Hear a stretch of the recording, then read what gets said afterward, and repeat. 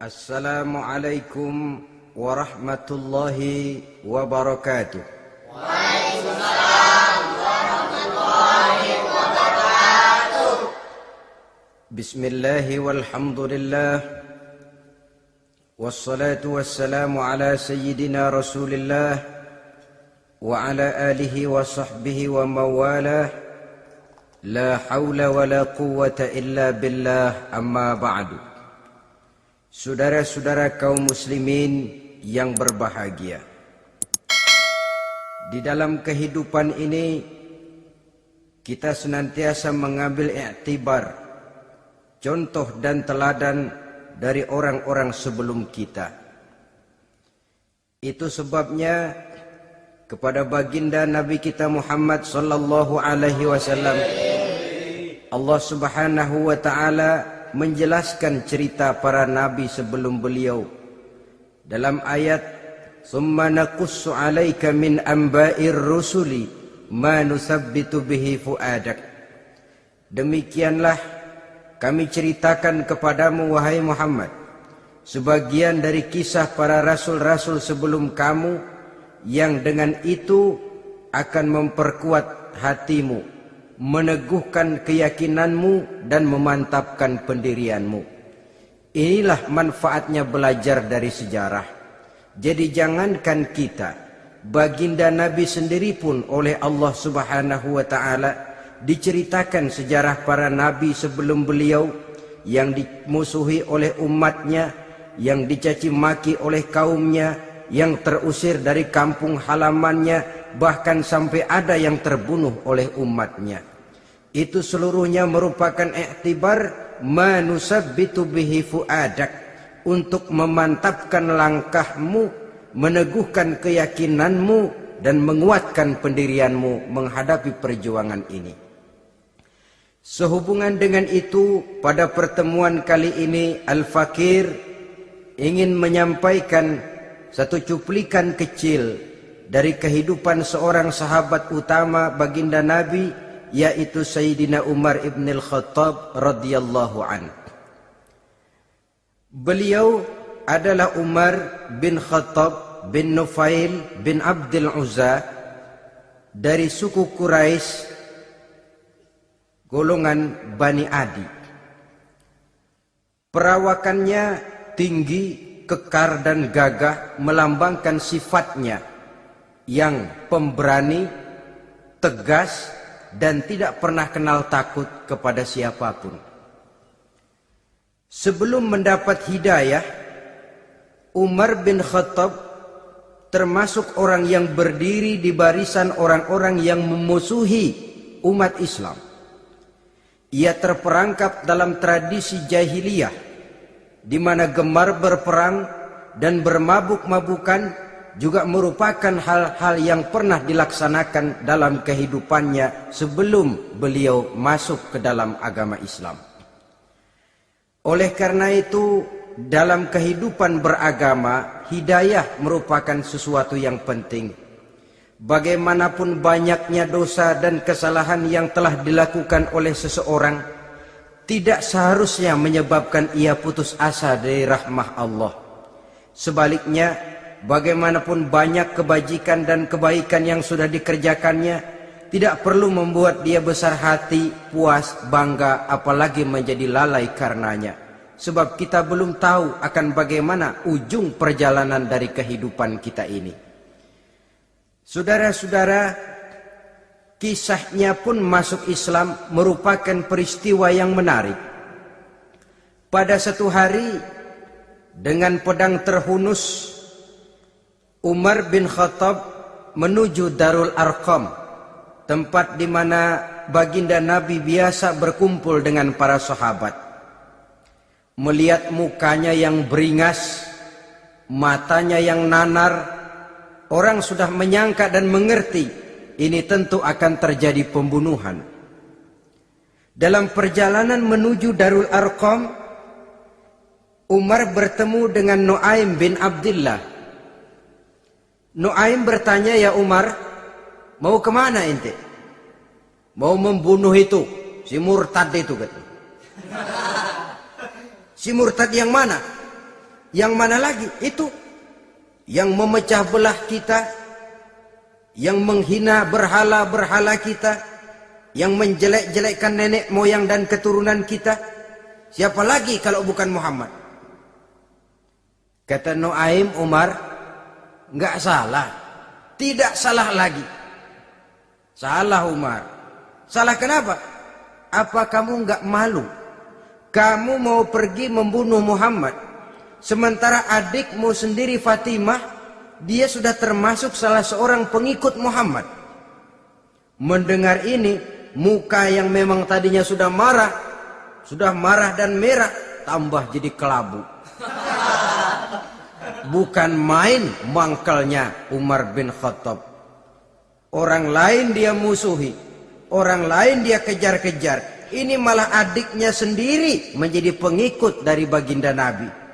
Tidak jadi menuju Darul Arqam, dia berangkat ke rumah adiknya Fatimah. Adapun di rumah Fatimah sedang berkumpul Fatimah, suaminya Sa'id bin Zaid, dan seorang sahabat Habbab ibnul Arad. Mereka sedang membaca Quran. Waktu itu Quran belum lagi dijilid macam sekarang, jadi masih merupakan suhuf atau lembaran-lembaran tercecer saja. Ketuk pintu. Ya tentu tidak assalamualaikum karena dia belum Islam. Tok, tok, tok. Siapa di luar? Umar. Mendengar suaranya saja, ini sahabat yang namanya Habbab ibnul Arad sudah lari ke belakang pintu. Sambil komat kamit baca doa mohon diselamatkan oleh Allah. Adapun Fatimah yang sedang memegang suhuf, lembaran tulisan Quran itu, menyembunyikan suhuf itu di belakang bajunya. Umar masuk. Fatimah, saya bang. Apa benar berita yang saya dengar? Berita apa itu bang? Bahwa kau sudah masuk Islam. Bang, andai kata Muhammad memang benar, bagaimana? Sudahlah, jangan belit-belit. Jawab saja, kau masuk Islam benar atau tidak? Ya. Saudara hadirin, begitu dikatakan iya, tangannya langsung melayang, menampar muka adiknya ini, sehingga mengalir darah dari hidungnya. Suaminya Sa'id bin Zaid yang mencoba melindungi istrinya, dipegang lehernya, dibanting, diduduki dadanya. Oh ini jawara ini.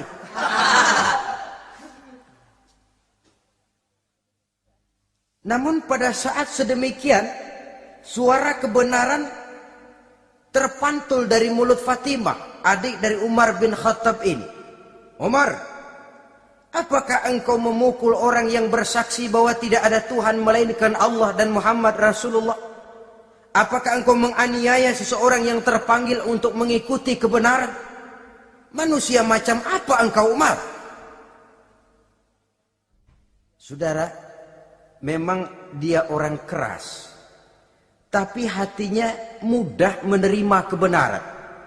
Sehingga mendengar kalimat adiknya ini tercenung dia sejenak, melongo, bengong kata anak sekarang. Ini kalau tidak karena keyakinan yang mantap, tidak mungkin orang ini anak adik saya ini bicara macam begini. Umar, mengapa engkau memukul orang yang bersaksi bahwa tidak ada Tuhan melainkan Allah dan Muhammad Rasulullah? Mengapa engkau pukul orang yang mengikuti kebenaran, menerima hidayah dari Allah? Begitu yakin dan mantapnya, walaupun di tengah satu hal yang sangat menakutkan. Siapa yang tidak takut orang Quraisy berhadapan dengan Umar bin Khattab yang dikenal sebagai singa padang pasir pada waktu itu? Malahan dia termasuk salah seorang jagoan di tradisi masyarakat jahiliyah itu.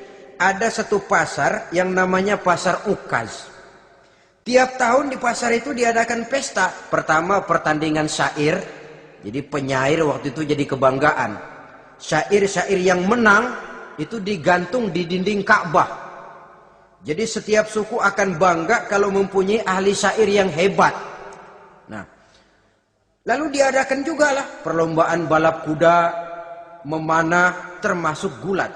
Lah Umar ini tiap kali pertarungan mesti menang. Belum pernah ada yang berhasil mengalahkan dia. Jawara.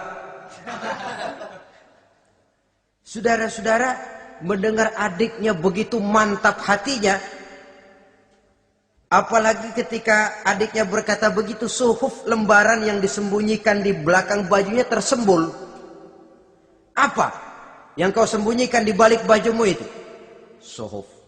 Apa suhuf itu? Lembaran Al-Quran. Coba saya lihat. Enggak boleh. Kenapa? Kamu kotor. Orang kotor tidak boleh megang Quran. Saya mau lihat. Enggak boleh. Kalau kamu mau lihat, mandi dulu. Diturutinya permintaan adiknya itu. Lalu diambilnya suhuf tadi. Dia baca. Kebetulan ayat yang dibacanya ayat pertama dari surah Toha yang berlanjut dengan ayat 14 pada surah yang sama. Dia baca, Bismillahirrahmanirrahim. Toha ma anzalna ilaikal Qur'ana litasqa illa tazkiratan liman yakhsha. Toha, tidaklah aku turunkan Al-Quran ini untuk bikin sukar manusia, melainkan merupakan pengingat bagi orang-orang yang takut kepada Allah. Lalu pada ayat ke-14, Innani anallahu la ilaha illa ana fa'budni. Sesungguhnya akulah Allah, tidak ada Tuhan melainkan aku, maka hendaknya hanya kepadakulah kamu menyembah. Wa aqimis sholata li dzikri, dirikanlah salat untuk mengingat aku. Innas sa'ata atiyatun akadu ukhfiha litujza kullu nafsim ma tas'a. Sesungguhnya kiamat itu pasti akan datang, yang sengaja waktunya kami tidak beritahukan kepada kamu semua, untuk kami balas setiap orang tentang apa saja yang telah mereka lakukan dalam kehidupan di dunia ini. Setelah membaca ayat ini, gemetar tangannya. Ah, ini sih nggak main-main ini. Ini belum pernah saya baca ajaran semacam ini. Tidak patut orang yang mempunyai kitab suci semacam ini dimusuhi. Ini sesuatu yang benar, tergetar jiwanya. Hei, Fatimah, Muhammad di mana Muhammad? Saya tidak akan memberitahu kepada kamu. Di mana? Saya tidak akan memberitahu. Lebih baik kau bunuh saya kalau memang maksudmu mau mencelakakan Muhammad. Sama sekali saya tidak akan mencelakakan dia, Fatimah. Kasih tahu saja, di mana dia? Darul Arqam. Bergegas dia menuju Darul Arqam. Di dalam Nabi memang sedang kumpul dengan para sahabat. Termasuk ada Sayyidina Hamzah yang juga terkenal jawara juga. Ketuk pintu. Ketuk pintu. Siapa di luar? Umar. Di dalam ini geger sebagian sahabat. Umar datang ini pasti bencana. Umar datang, wah, kalau istilah kampung, kerok dan urusannya.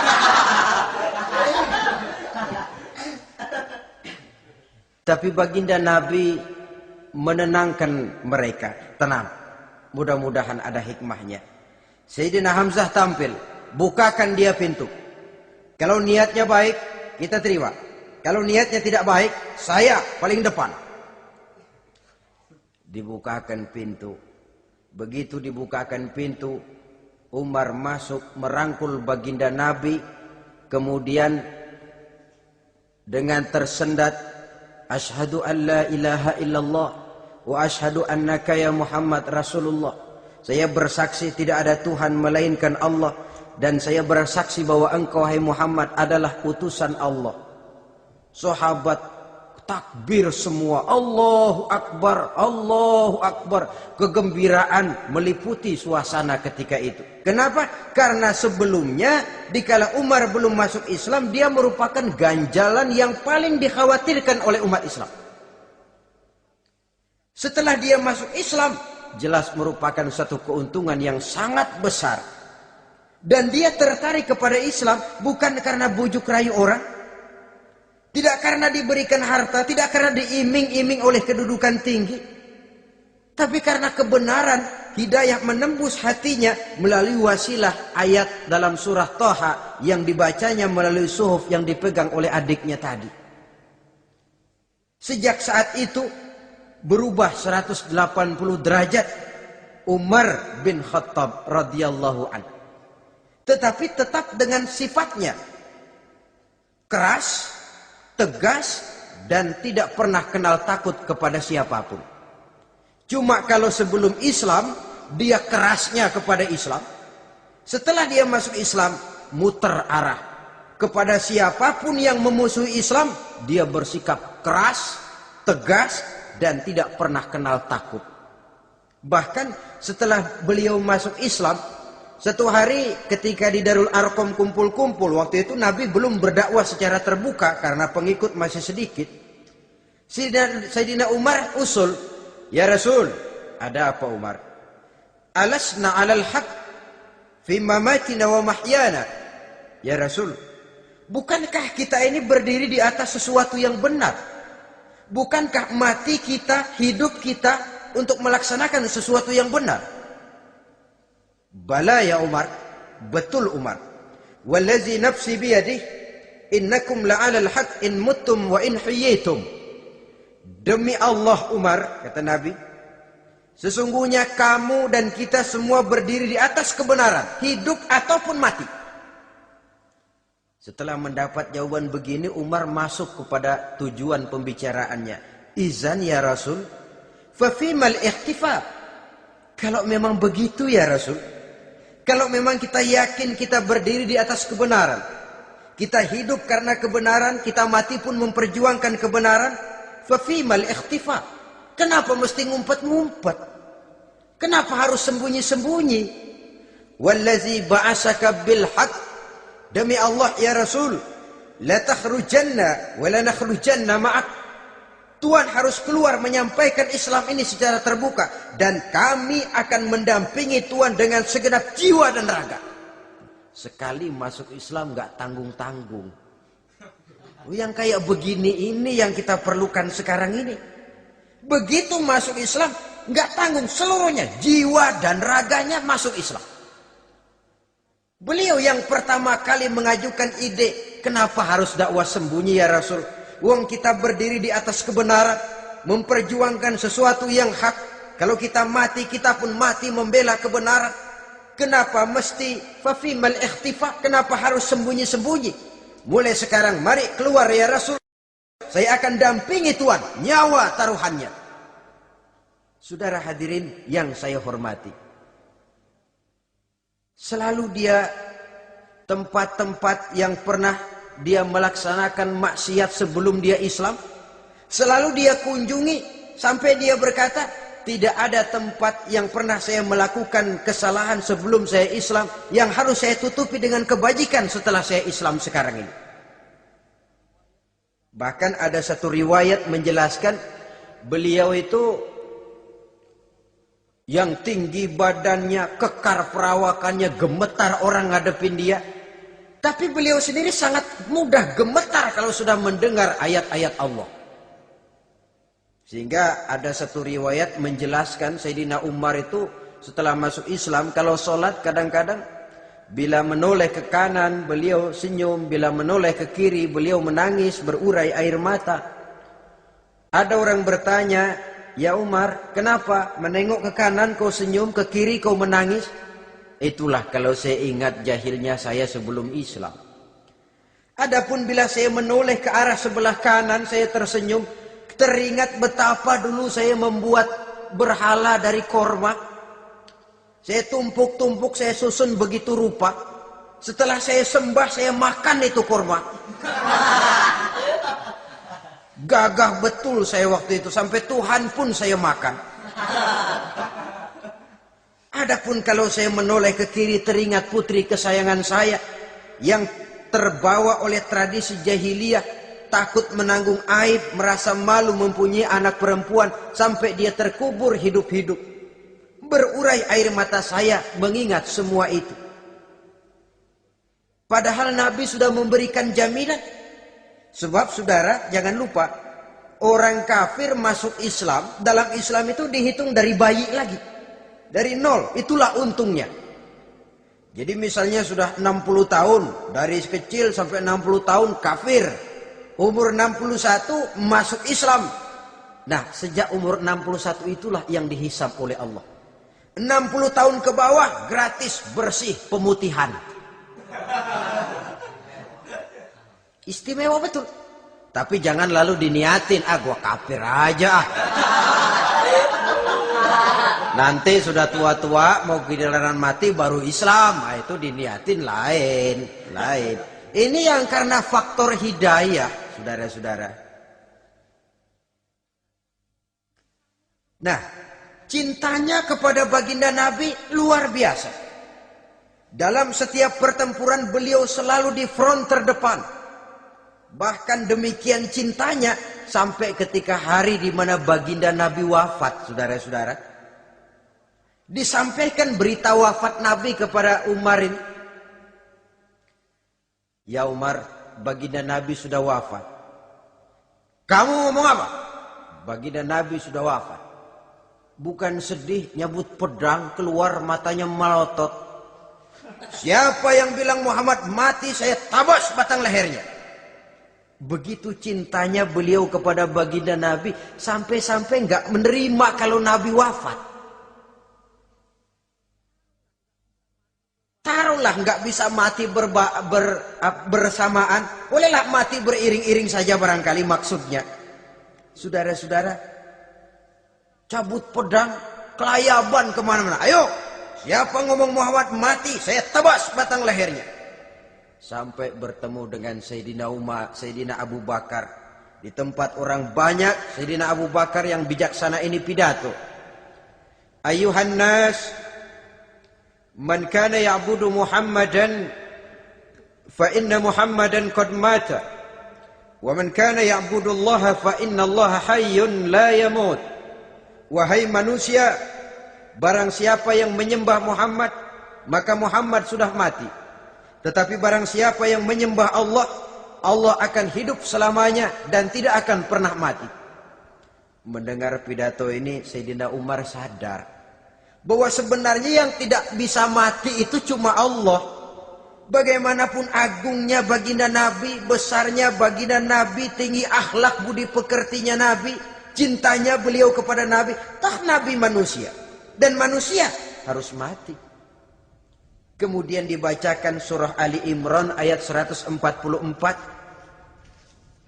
Wa ma Muhammadun illa rasul qad khalat min qablihi rusul afa immata aw qutilan qalabtum ala aqabikum. Muhammad tidak lain daripada manusia, telah datang kepadanya rasul. Apakah jika ia mati engkau kembali menjadi murtad atau mundur ke belakang? Mendengar ayat ini dibacakan, Sayyidina Umar sadar, berurai air matanya, menangis dalam kesedihannya. Ini cintanya yang demikian tinggi kepada baginda Rasulullah sallallahu alaihi wasallam. Begitulah seluruh kesalahan yang dia lakukan pada saat sebelum dia masuk Islam, berusaha dia tutupi dan dia tebus dengan segala kebaikan, pengabdian, perbuatan soleh setelah dia masuk Islam. Sehingga diajarkan oleh baginda Nabi, ittaqillaha haitsu ma kunta wa atbi'i sayyi'atal hasanata tamhuha wa khaliqin nasa bi khuluqin hasanin. Bertakwalah kamu kepada Allah, kata Nabi, dimanapun saja kamu berada. Jadi takwa tidak kenal tempat. Dimanapun saja kamu berada, bertakwalah kepada Allah. Di rumah takwa, di pasar takwa, di kantor takwa, di tengah orang banyak takwa, pada waktu sendirian takwa. Ittaqillaha haitsu ma kunta. Bertakwalah kau kepada Allah dimanapun saja kamu berada. Jangan takwa pakai tempat. Di masjid takwa, di kantor nyolong. Itu tidak haitsu ma kunta. Yang diajarkan oleh Nabi, dimanapun kamu berada, bertakwalah kepada Allah. Wa atbi'i sayyi'atal hasanah tamhuha. dan iringi perbuatanmu yang salah dengan kebaikan. Jadi kalau satu saat terselip kita berbuat salah, cepat iringi dengan kebaikan, tamhuha, dengan harapan kebaikan yang kita kerjakan akan menutupi dosa yang terselip kita lakukan.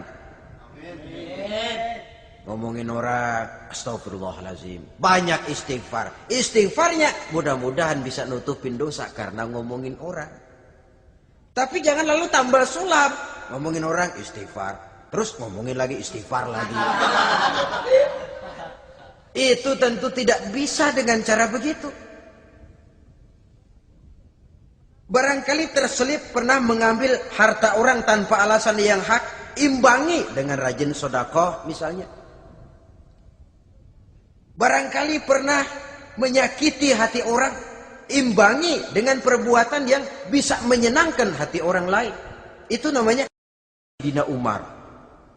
Berani karena panggilan hidayah, bukan berani babi. Berani juga babi, cuman nyeruduk. Artinya berani yang tanpa pertimbangan. Berani yang tanpa pertimbangan pada akhirnya akan menyulitkan kita sendiri. Beliau gagah, beliau berani, beliau punya kekuatan, beliau punya wewenang, dan itu dimanfaatkannya untuk menjadi backing baginda Nabi kita Muhammad sallallahu alaihi wasallam. La takhrujanna wa la nakhrujanna ma'ak ya Rasul. Ya Rasul, keluar, sampaikan dakwah secara terbuka. Saya akan mendampingi Tuhan. Jika ada yang ganggu Tuhan, saya paling depan. Backing yang mendampingi Rasul untuk menyampaikan risalah Islamiyah ini. Saudara hadirin yang saya hormati, wa khaliqin nasa bi khuluqin hasanin, kata Nabi. Dan pergaulilah manusia dengan akhlak yang baik, karena dengan ini kau bisa mengambil hati orang. Dalam hadis lain katakan, innakum la tas'una an-nasa bi amwalikum walakin yas'uhum minkum bastul wajhi wa husnul khuluq. Kamu tidak akan bisa menyenangkan orang banyak dengan hartamu, tapi kamu bisa ambil hati mereka dengan budi pekerti yang luhur dan muka yang manis. Dengan harta belum tentu kita bisa menyenangkan semua orang. Tapi budi pekerti yang luhur, muka yang manis, itu yang akan bisa membuat kau menyenangkan orang banyak.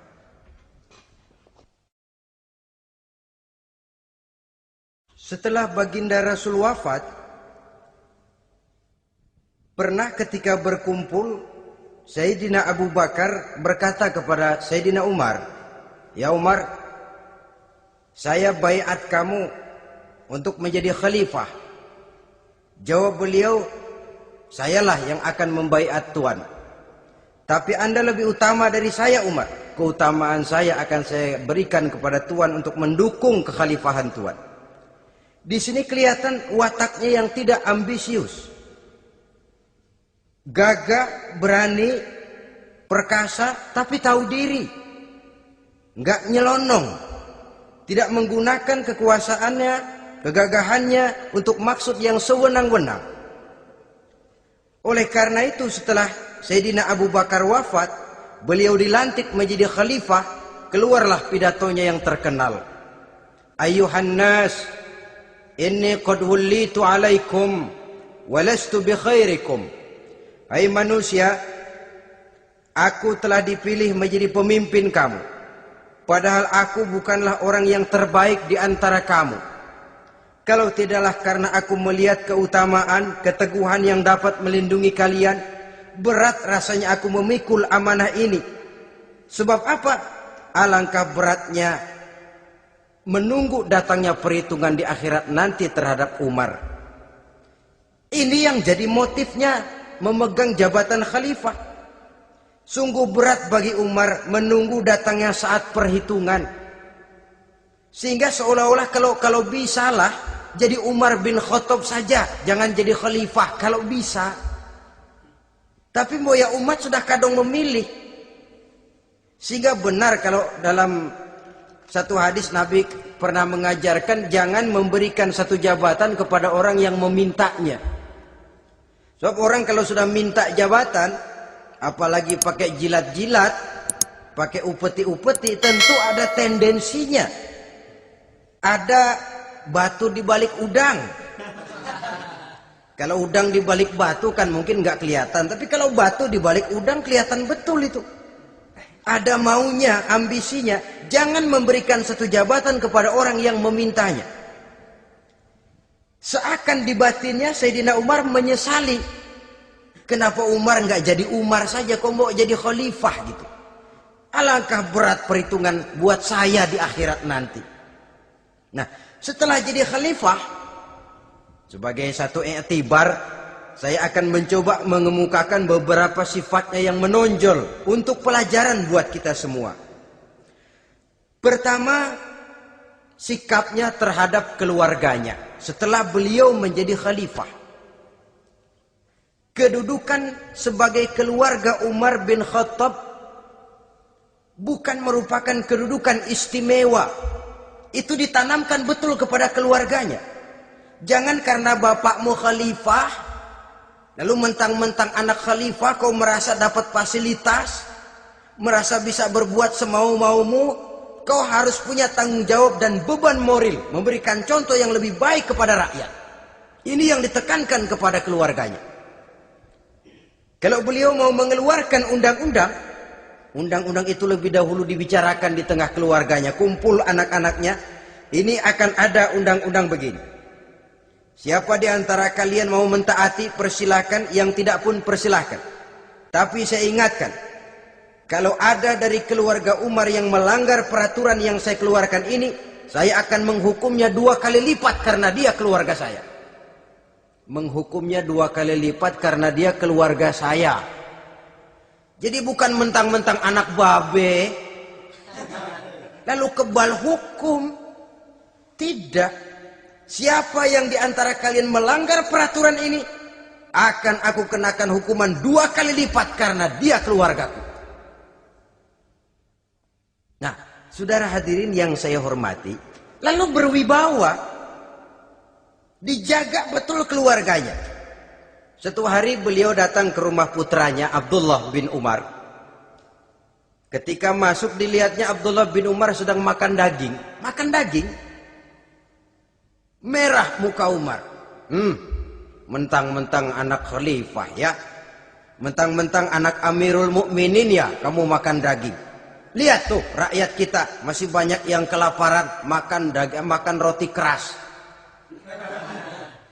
Padahal itu halal. Sesuatu yang diperoleh dengan usahanya sendiri. Tetapi begitu hati-hatinya Umar untuk menjaga pandangan orang. Keluarga khalifah merupakan beban moral sebab akan dijadikan contoh oleh rakyatnya. Mentang-mentang anak khalifah ya makan daging. Lihat tuh rakyat, roti keras digarotin. Lain saat beliau pergi ke satu pasar. Di situ dilihat ada sapi gemuk-gemuk. Tempat lain sapinya kurus-kurus. Tanya, ini yang gemuk-gemuk sapi siapa? Sapi Abdullah bin Umar. Sapi anaknya. Panggil Abdullah bin Umar, suruh sini. Datang anaknya. Abdullah bin Umar pergi ke satu pasar. Di situ dilihat ada sapi gemuk-gemuk. Tempat lain sapinya kurus-kurus. Tanya, ini yang gemuk-gemuk sapi siapa? Sapi Abdullah bin Umar. Sapi anaknya. Panggil Abdullah bin Umar, suruh sini. Datang anaknya. Abdullah bin Umar, bagaimana ceritanya sampai ini? Begini Bapak. Dahulu itu dengan uang saya beli sapi kurus-kurus. Lalu saya rawat. Saya berikan upah orang untuk merawat sapi-sapi itu.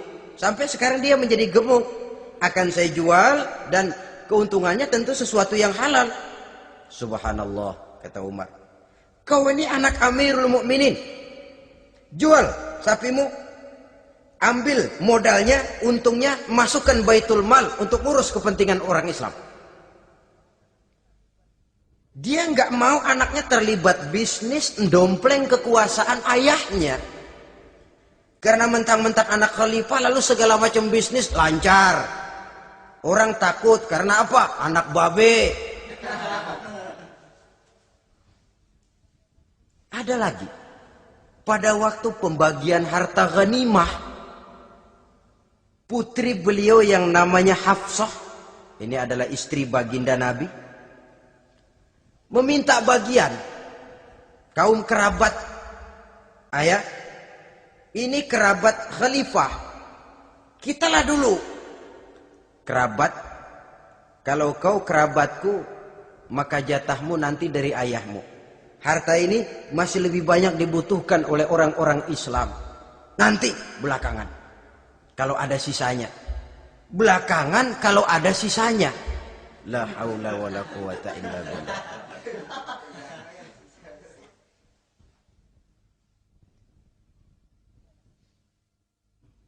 Saudara hadirin, itu terhadap keluarganya.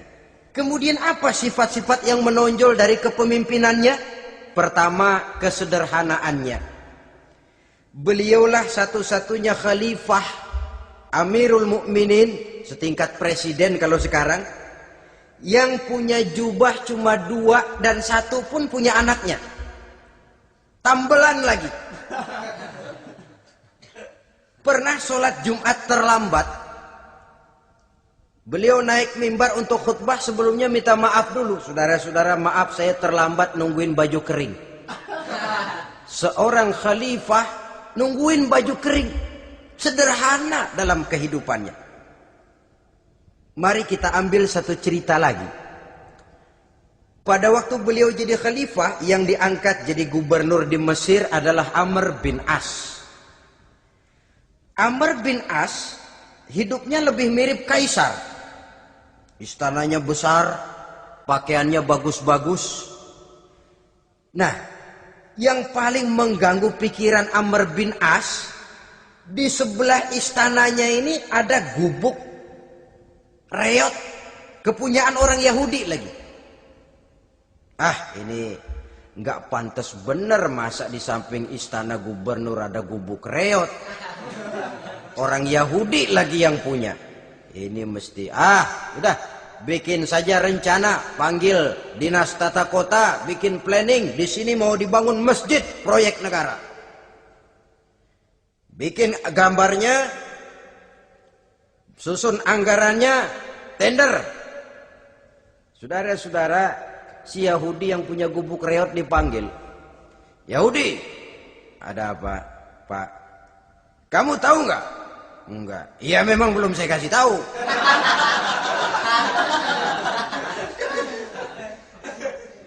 Ada apa, Pak? Itu kamu punya gubuk. Tahu? Kena proyek. Proyek apa, Pak? Kami mau bangun masjid besar di situ. Dan tidak sesuai ada gubuk reot di samping tempat gubernur. Jadi maksud Bapak, gubukmu, tanah-tanahnya mau saya bebaskan.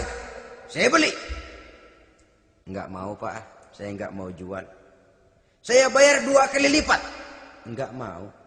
3 kali lipat. 6 kali lipat juga enggak mau, Pak.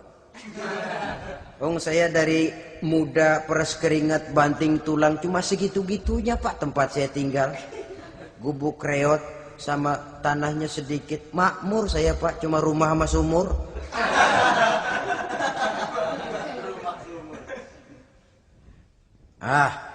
Ini Yahudi kelewatan juga.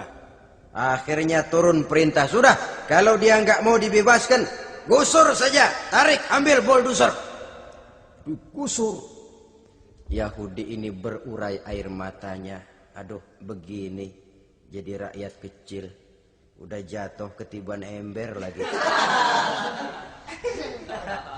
Tapi pikir-pikir Amr bin As kan bukan yang paling atas. Dia kan cuma pejabat, masih ada atasannya lagi. Lapor, lapor. Yahudi ini berangkat ke Madinah. Bayangkan dari Mesir ke Madinah. Jalan. Di sepanjang jalan dia berpikir.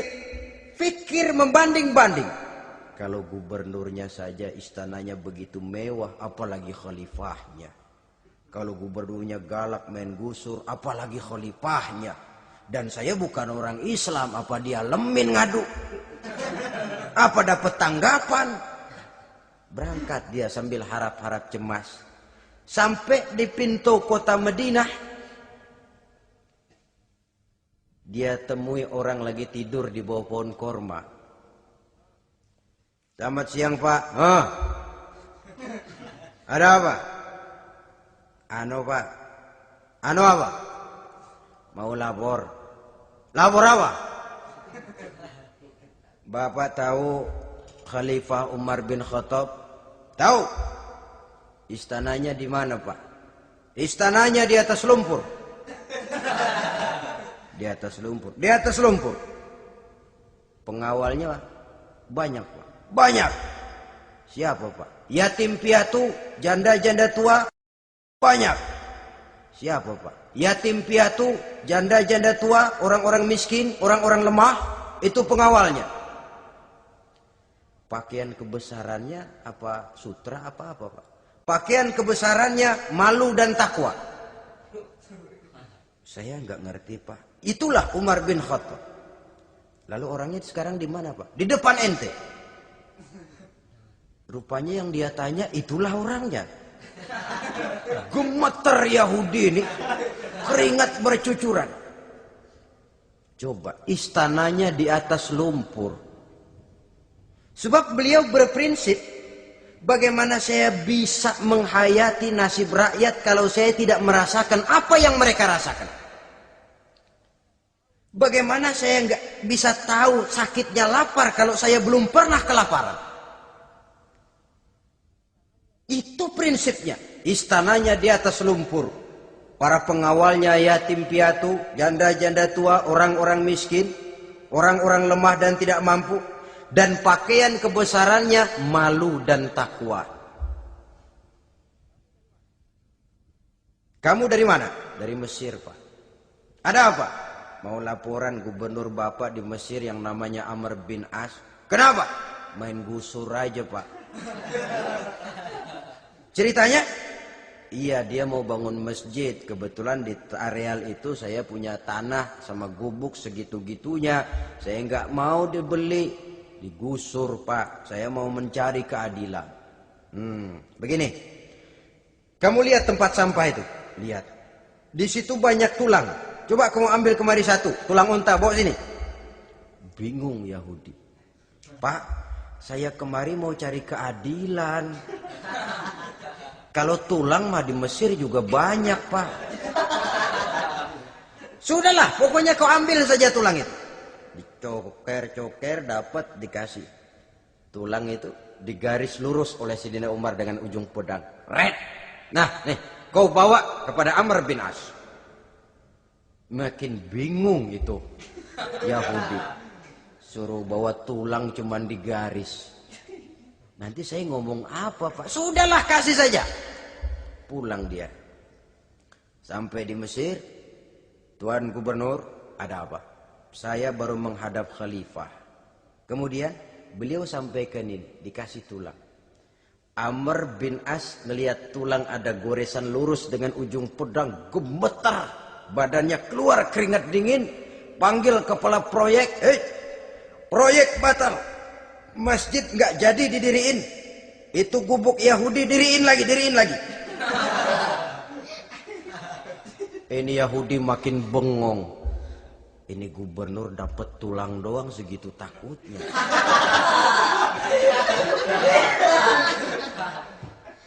Ada apa sebenarnya Tuan Gubernur? Kamu tahu? Ini nasihat pahit buat saya dari Amirul Mukminin Umar bin Khattab. Seolah-olah beliau bilang, hai Amr bin As, jangan mentang-mentang sedang berkuasa ya. Pada suatu saat kau akan jadi tulang-tulang kayak begini. Maka mumpung kamu masih hidup dan berkuasa, berlaku lurus dan adillah kamu seperti lurusnya garis di atas tulang ini. Red.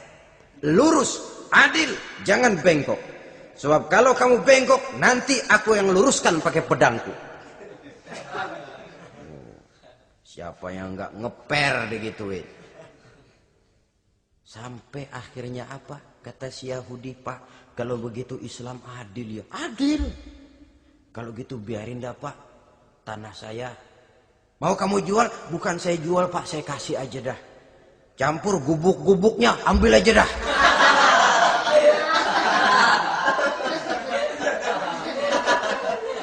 Masuk Islam si Yahudi ini oleh karena keadilan dari Umar bin Khattab. Begitulah kesederhanaan hidupnya.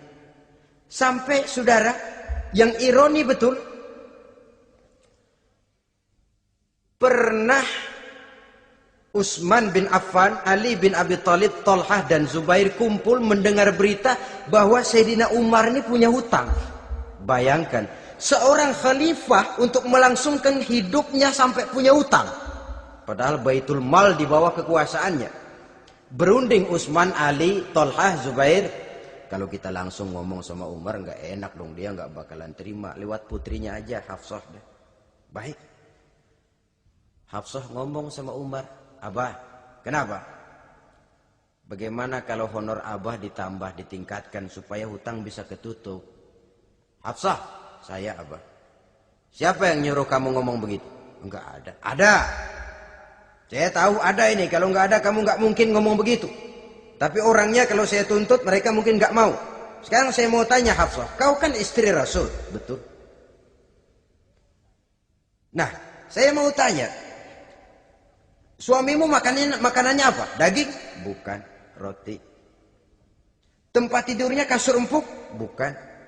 Kain kasar yang kalau musim panas kami bentangkan, kalau musim dingin separuh buat tidur, separuh buat selimut. Pakaian yang dibelikan untukmu berapa banyaknya? Cuma 2. Nah, itu guru saya. Orang yang paling saya cintai dan itu yang saya ikuti. Bahkan setelah beliau wafat, Sayyidina Umar ini hutangnya ditanggungkan kepada anaknya Abdullah bin Umar dan itu pun dilunasi dengan menjual rumahnya. Sehingga rumahnya itu disebut Darul Qadha, rumah bayar hutang. Begitu kesederhanaannya. Jadi nggak pakai aji mumpung jadi khalifah lalu kayak ikan gurita, tangan yang mana aja megang. Itu kan mental monyet. Monyet itu kan begitu. Tangan megang kiri kanan, mulut ngawal, kaki megang, temennya dikasih masih ngerampas juga. Monyet rakus betul itu. Itu kesederhanaannya. Kenapa kesederhanaan ini timbul? Karena sikap zuhudnya. Zuhud itu tarkud dunia li ajlil akhirah. Orang yang mengambil dunia hanya yang diperlukan dengan lebih mengutamakan kehidupan akhirat. Watak zuhudnya yang sangat menonjol. Dialah pahlawan yang paling berani di medan perang. Dialah imam yang paling khusyuk di masjid. Dan tidak jarang kalau sholat sendiri, begitu membaca ayat yang menceritakan neraka, nangis berurai air matanya. Saudara hadirin ma'asyiral muslimin rahimakumullah. Jadi kesederhanaan dan kezuhudan ini bukan lewat teori disampaikan oleh Umar. Bukan lewat penataran seluruh aparat, tidak. Lewat contoh konkret, inilah saya, contoh sederhana dan zuhud. Bagaimana saya akan bisa merasakan penderitaan rakyat kalau saya sendiri tidak pernah menderita? Bagaimana saya akan tahu sakitnya lapar kalau saya belum pernah kelaparan? Maka tanpa penataran, tanpa upgrading segala macam, berhasil karena prinsip keteladanan. Beliau jadi contoh utama. Dan sumber utamanya tentu tidak lain karena contoh dari baginda Nabi besar Muhammad sallallahu alaihi wasallam. 2, sederhana, yang kedua zuhud. Yang ketiga, sifat yang menonjol dari kekhalifahannya adalah adil. Kalau sudah bicara soal hukum, dia tidak pernah kenal kompromi. Adalah seorang pemuka Nasrani masuk Islam. Namanya Jabalah bin Aiham. Ketika dia bikin haji, kain ihramnya keinjak orang Arab yang hitam. Badui. Jengkel. Dia merasa bekas tokoh. Enak aja nih orang udah jelek nginjak lagi. Ditempeleng orang tadi. Panggil, Jabalah bin Aiham. Panggil. Kau ditampar? Betul Khalifah. Tampar dia. Tampar lagi. Dipukul orang itu. Di depan Sayyidina Umar. Jadi tidak karena kau ini bekas kepala suku, kau ini bekas orang terhormat, lalu ada kebijaksanaan yang tidak bijaksana. Kebijaksanaan yang akhirnya jadi tidak bijaksana. Dan itu memang sudah dimulai dengan memblokir keluarganya. Tidak satu keluarganya pun yang boleh mempunyai perasaan bahwa menjadi keluarga khalifah merupakan fasilitas dan keuntungan. Kau jangan makan di atas punggungku. Kau jangan menikmati fasilitas di atas keringatku. Dan tidak ada keinginan mewariskan jabatan khalifah kepada anak-anaknya. Pernah beliau musyawarah, saya bingung, kenapa khalifah? Gubernur Kufah ini sulit nyari orang. Diangkat yang lemah, rakyat ngeluh. Diangkat yang keras, rakyat juga ngeluh. Ada calon khalifah. Kalau ini mah nggak salah lagi nih buat gubernur Kufah. Siapa? Abdullah bin Umar. Anak beliau sendiri. Melotot matanya. Jangan macam-macam kau. Cukup satu orang Umar memegang jabatan ini. Kalau berhasil, kami keluarga Umar sudah merasakannya. Kalau gagal, cukup kegagalan seorang Umar. Tidak berusaha mengorbitkan anaknya, wah anak babeh diangkat jadi ano. Tidak, malah diblokir. Cari yang lain. Tapi Abdullah bin Umar cukup syarat ya khalifah. Dia orang bertakwa dan soleh. Yang takwa dan soleh bukan cuma anak Umar. Anak orang lain juga banyak yang takwa dan soleh. Itu prinsipnya. Sehingga ketegasannya ini membuat orang jadi sungkan. Dan tidak seorang pun berani kirim-kirim upeti hadiah.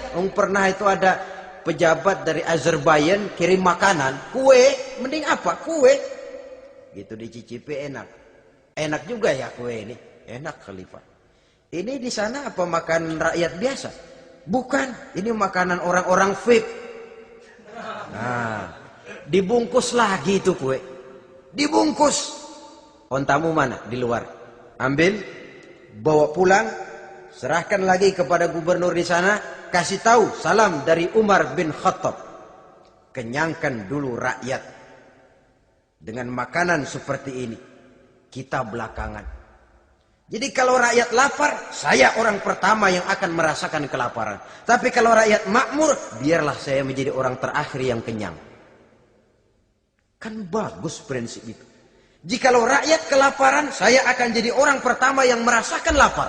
Tapi kalau rakyat makmur, biar saya jadi orang terakhir yang kenyang. Jangan dibalik. Pada saat rakyat kelaparan, dia kekenyangan. Dan selanjutnya, sikap keadilannya ini, saudara-saudara, menyebabkan hukum lalu jadi berwibawa. Pernah beliau jalan-jalan di lorong kota Madinah. Di tempat yang namanya Harah bersama Aslam. Ada ibu-ibu, anaknya nangis. Lapar ma. Sabar, dikit lagi matang gitu. Emang tuh ibu lagi ngerebus. Bunyi, air ngegulak. Luguk. Umar lihati dari jauh. Belum juga matang. Nih anak dari nangis, lapar, sampai capek nangis, sampai tidur. Anak tidur, Umar samperin. Bu, yang masak apa sih kok nggak bisa matang? Saya nggak masak apa-apa tuan. Itu pating kerubuk apa? Ketika dibuka ya cuma air saja. Subhanallah, ibu sudah ngebohongi anak ibu sendiri. Habis harus bagaimana tuan? Saya sudah nggak punya makanan untuk dimasak. Sementara perut nggak kenal kompromi. Jalan satu-satunya, ya terpaksa anak saya bohongi. Saya bilang sebentar lagi matang, sampai dia tidur sekarang ini. Memangnya Khalifah Umar gimana sih ngurusi rakyatnya? Subhanallah, dia orang zalim. Dia yang memegang urusan kami, tapi dia nggak tahu nasib saya. Anak kelaparan, keluarga terlantar. Oh begitu. Iya. Zalim betul Umar bin Khattab itu. Kalau begitu ibu tunggu sebentar. Dia pulang bersama Aslam menuju Baitul Mal. Dia ambil tepung 1 karung, dipikul sendiri. Dipikul sendiri. Kata Aslam, ya Khalifah biar saya yang bawa. Jangan. Kenapa Khalifah? Apa kau kira kau sanggup mikul dosa saya di akhirat nanti? Biar saya yang mikul sendiri. Dia bawa ke tempat tuh ibu-ibu. Dia masakin sendiri. Nah bu, sudah matang, persilakan masak. Makan. Alhamdulillah Tuan. Mudah-mudahan Allah memberkahi Tuan. Tuan lebih baik dari Umar bin Khattab yang zalim itu. Memang sebenarnya Tuan siapa, kata tuh ibu? Saya. Iya. Saya ya Umar bin Khattab yang ibu bilang zalim itu. Gemetar si ibu.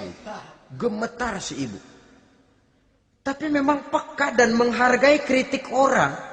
Tidak membungkam setiap orang yang nadanya sumbang atau berbeda. Kadang beliau berkata, saya khawatir karena orang terlalu segan dengan saya lalu nggak ada yang berani negor kalau saya salah. Kan begitu biasanya.